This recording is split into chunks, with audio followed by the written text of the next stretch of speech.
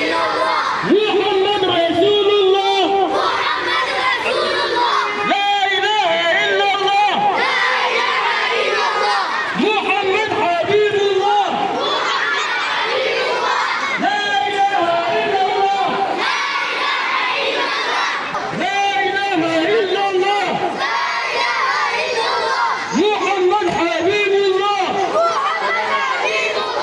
لا إله إلا الله محمد نبي الله محمد رسول الله لا إله إلا الله محمد حبيب الله لا إله إلا الله محمد حبيب الله لا إله إلا الله محمد نبي الله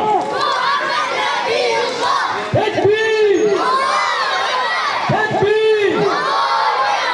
üzerinden vakitleri belirlenmiş bir farzdır. Çünkü tercihli namaz kılınışı için kardeşimizin Sizlere destek olan her türlü maddi manevi desteği elbette ve herkesten Allah razı olsun.